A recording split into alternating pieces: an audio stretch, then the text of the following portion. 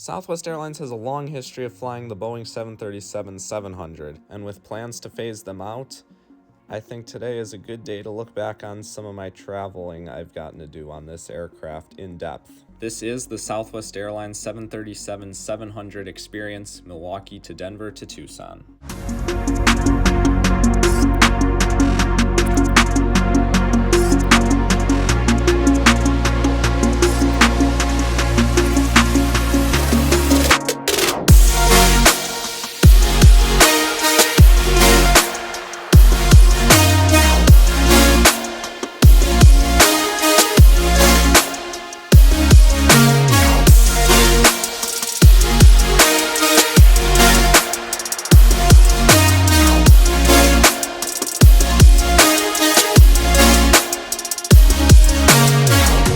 Alright, first flight from Milwaukee to Denver. We were only a few minutes delayed, but that's not really much of a problem.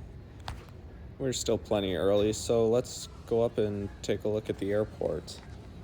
We'll be heading to Terminal C, which is for Southwest and United at Milwaukee's Mitchell International Airport. Post security and all the way down to the end at the Southwest gates. Looks like this. I had some good opportunities to get some views and some spotting in, so here's some shots I got.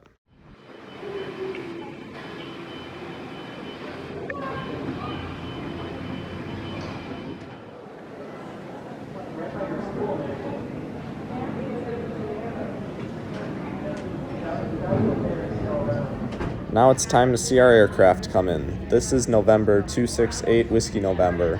It is a Boeing 737-700 flying for Southwest, and as of editing, this aircraft is 19 years old, just a little over.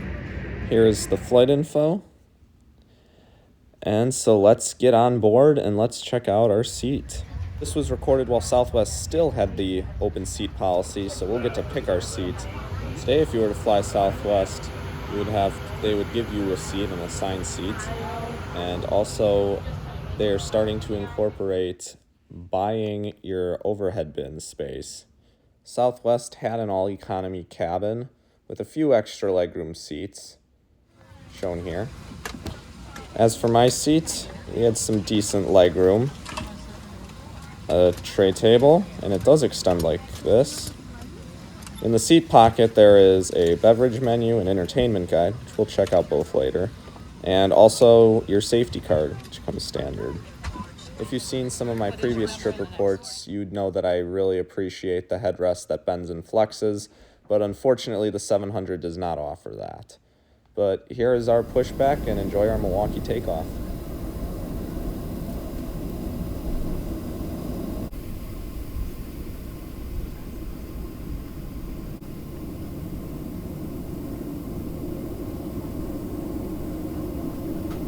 Unfortunately, it is still that time, even though it is spring break.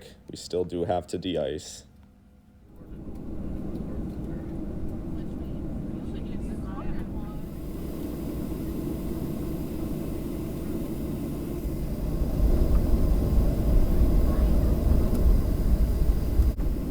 Alrighty, folks, double check your seatbelts. We've been cleared for departure.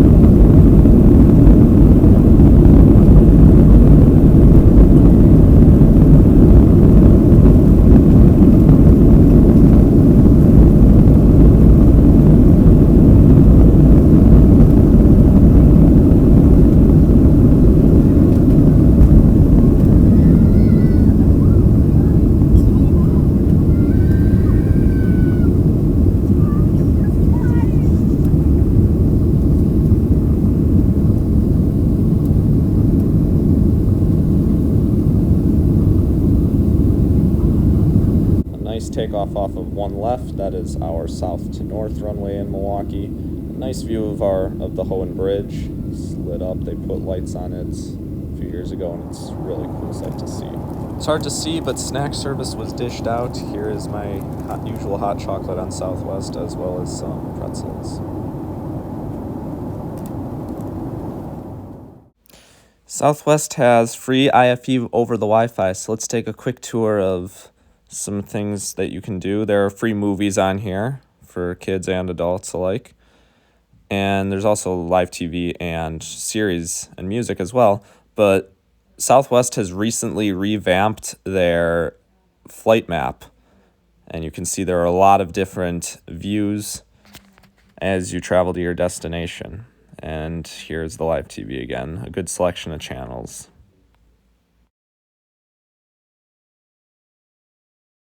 Wasn't too bad of a first flight, and it's a good way to set the bar. Now we'll see if this consistency carries over to the next flight.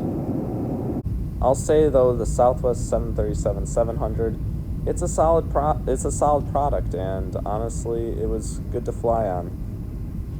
Despite the delay, we were in good shape to make our connection in Denver, so enjoy this Denver landing.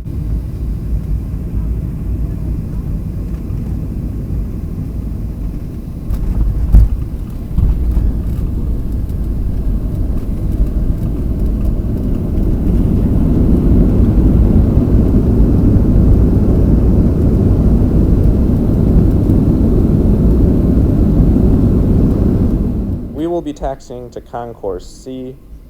That is where the Southwest gates are at Denver, while the other two terminals hold United and other airlines.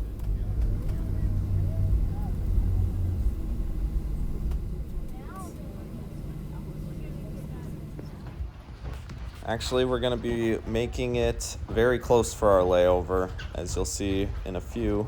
When we get to the gate, it is already boarding up. This side of the Denver airport was recently redone, and it looks really nice. The seating areas are way more comfortable than the older gate chairs. As we cross onto the older side of the airport, yeah, you can see a big difference. Let's take a look at today's flight info. We will be flying November 243 Whiskey November. This aircraft too is also a almost 20-year-old aircraft, so we cannot find two more duplicate 737-700s to compare and show the 700 experience. And as I mentioned earlier, we are already boarding. So let's get to our seat.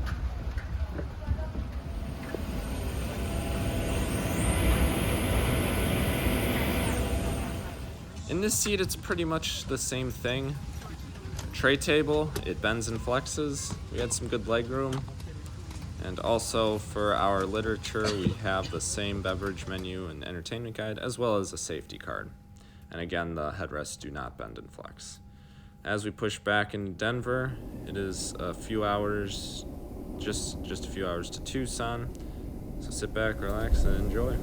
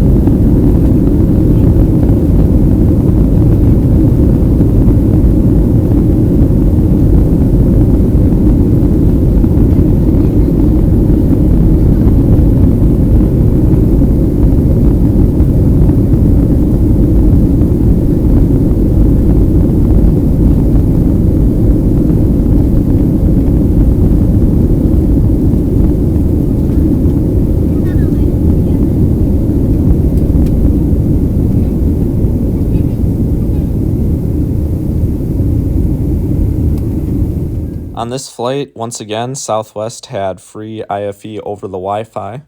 So let's take a look at what was in store for this. It was the same as last flight pretty much. It has a lot of free music, free live TV, free TV series, and free movies. And here's a little quick tour of the website.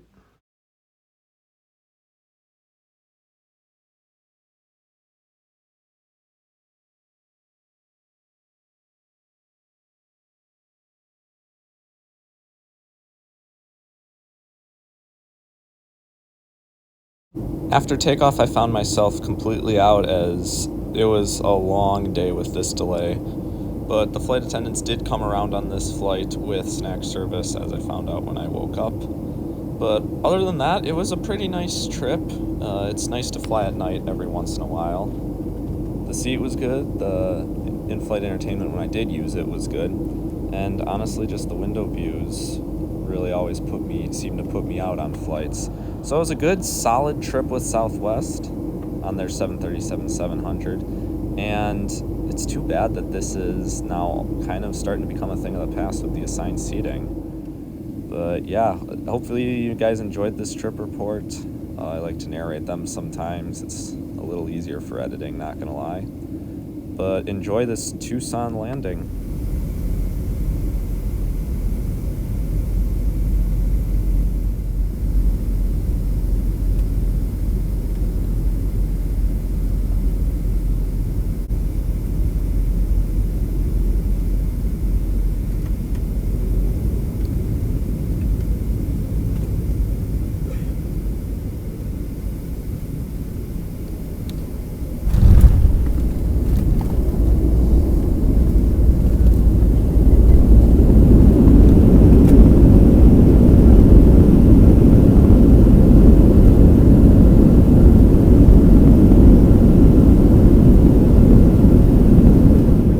The reason I also wanted to put this trip report into one is because we actually drove all the way back from Tucson to Milwaukee.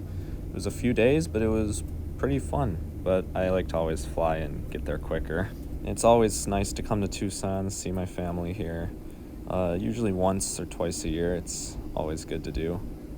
And yeah, as we pull into Terminal A where Southwest is. I hope you guys enjoyed this trip report. Thanks for watching. Make sure to like and subscribe for more aviation.